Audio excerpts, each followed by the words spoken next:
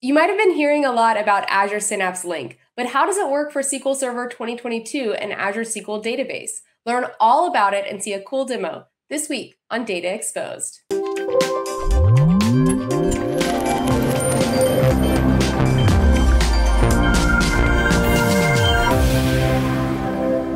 Hi, I'm Anna Hoffman, and welcome to this episode of Data Exposed. Today we have two special guests, and we're going to be talking about Azure Synapse Link for SQL. Those guests are Shireen and Chuck. Thanks so much for joining us on Data Exposed today. Let's jump right into it. Shireen, can you tell us a little bit about, what is Azure Synapse Link for SQL and what is it used for and all the good stuff we want to know about it? Yeah, sure. So Azure Synapse Link for SQL enables you to link your operational databases, such as Azure SQL DB and SQL Server 2022, to run your analytics workloads on real-time data directly through Azure Synapse Analytics. So with Synapse Link, customers are now able to get insights from their operational databases in a single click.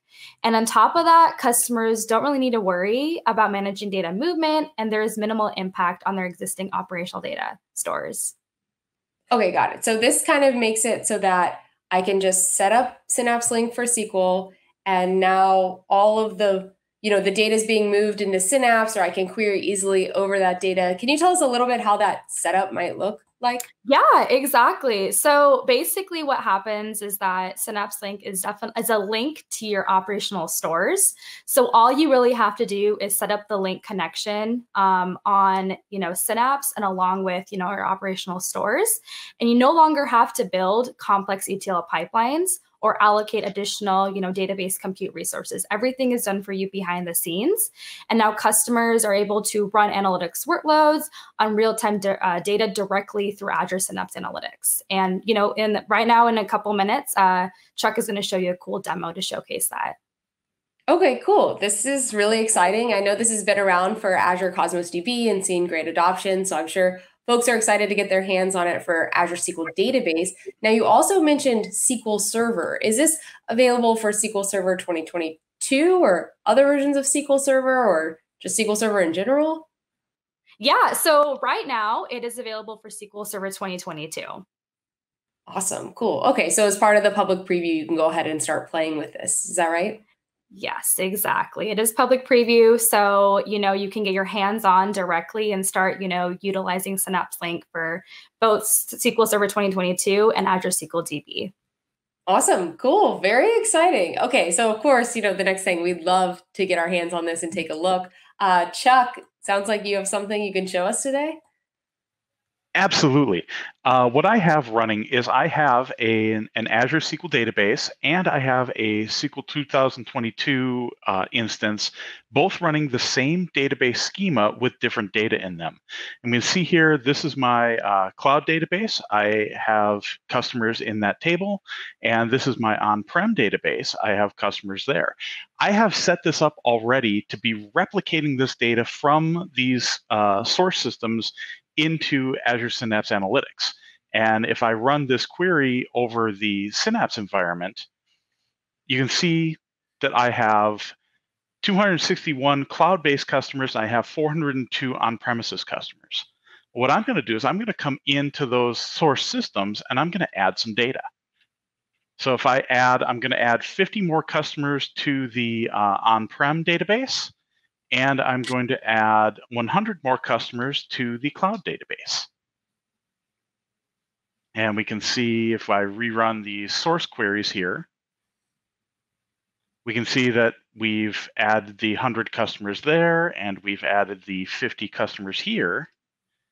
Now, what's happening behind the scenes is those source systems are pushing that data out. It's actually scraping the transaction log and pushing that data out for the Synapse environment to pick up and load into the dedicated SQL pool in Azure Synapse. So the source databases, we want to minimize the impact on them, so we don't have them write directly into that pool. We have a buffered landing zone in between where they write their data and can go on about their business, and then that data gets picked up and moved into the dedicated pool.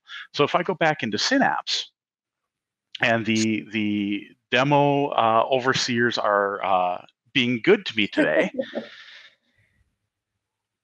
We can see here that now we have 361 customers in our cloud database, and we have 452 customers in our on-prem database. So it reflects the data that I added.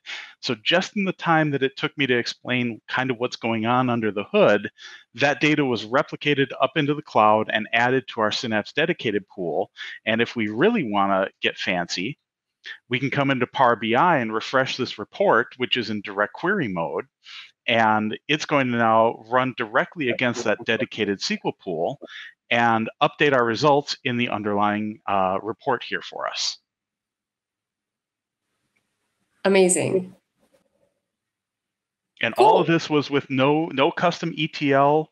It's a graphical setup. You just select the tables that you want, tell it where to put them, and we do it all behind the scenes for you. Awesome. So just so I understood that, like, you're keeping your main database or SQL Server, either one that it is, separate from this read-only workload that you're doing the Power BI. So not only are you able to do like this real-time analytics and querying on top of the dedicated SQL pool, but you're also able to use that to surface in Power BI. Is that kind of what you were showing? Yeah. The source system, one of our core tenets is minimal impact on your OLTP systems.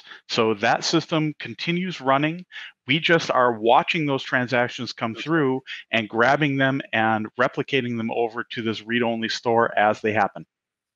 Okay, gotcha. Super cool. And, I forgot to mention earlier, but actually Chuck and Shireen, you both work on the team that built these capabilities. Now, as you've seen customers start to use this capabilities, do you have any like tips or tricks or advice for folks who might be just getting started? Dig in and start playing with it.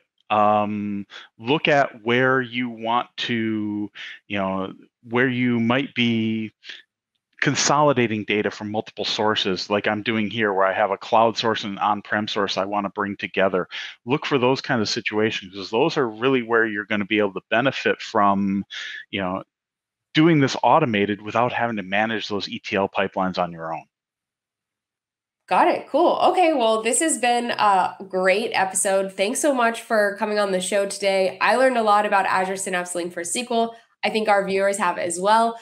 To our viewers, we're going to put some links in the description for you to go learn more. And if you like this episode, go ahead, give it a like, leave us a comment, and let us know what you think of Azure Synapse Link for SQL. And we hope to see you next time on Data Exposed.